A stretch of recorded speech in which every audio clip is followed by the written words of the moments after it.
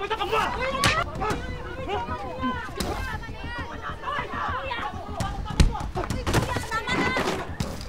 Ano ba problema mo sa kapatid ko? Yung kapatid mo ako nalalok sa akin sa siswa sa asawa mo! Totoo ang sinasabi ko! Ano nga kayo, ha? Kaya kayo iniwan ng nanay nyo, no? Kasi adik ang tatay nyo.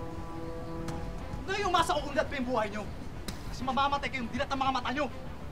Tandaan mo yan, bro, ha? Tapang mo, ha? Tama na! Ano ba? Tandaan mo yan. Oo, tatandaan ko! Ano ka ba, Asher?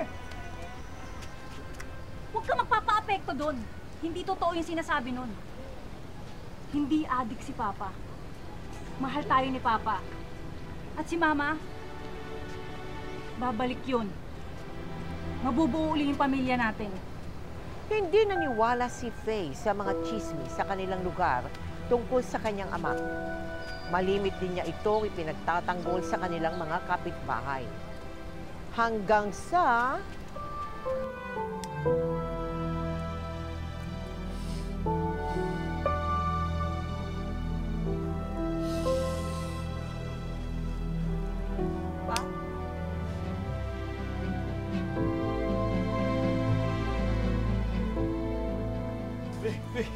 Sandali. Magpapaliwanag ako, anak.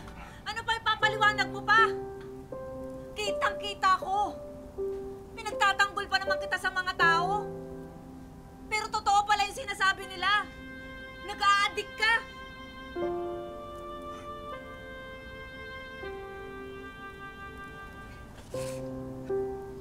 Alam ko masama ang ginawa ko. Pero nagagawa ko lang ito dahil gusto kong takasan ang problema ko, anak eh. Maniwala ka, hindi ako masamang tao. Kahit mahirap, hindi ko kayo pinabayaan ng mga kapatid mo. Hindi ko kayo iniwan, anak. Hindi ko kayo iniwan. Sana naman noong pa sinabi mo na nahihirapan ka. Hindi ka sana umabot sa ganito.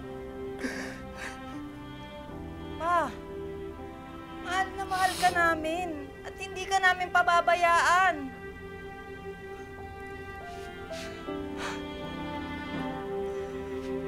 Patawarin mo ko, anak.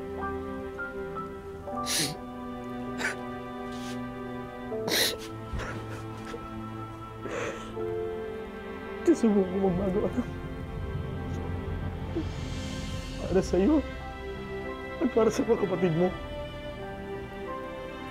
Magbabago ko.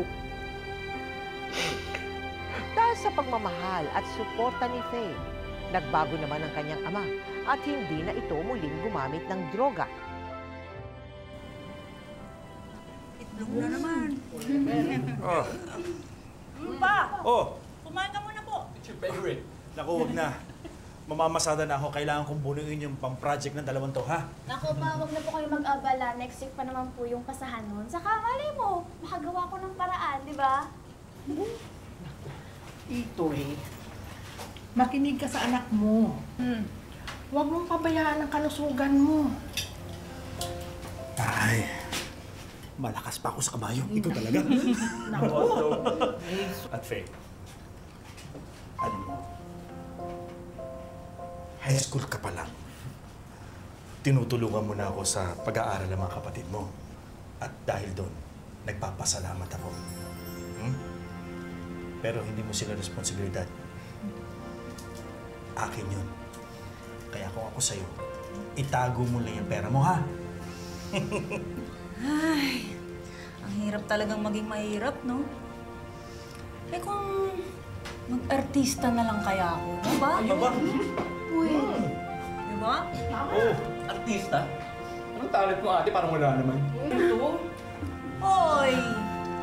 Kapag ako naging artista, tapos sumikat ako, bibili ako ng malaking bahay para kumpleto tayo dito.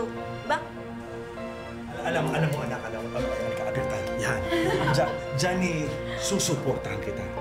Pero ipangako mo sa akin, anak, ha? Na mag-uumpisa ka sa baba hanggang sa humusay ka. Okay? Opo, pa.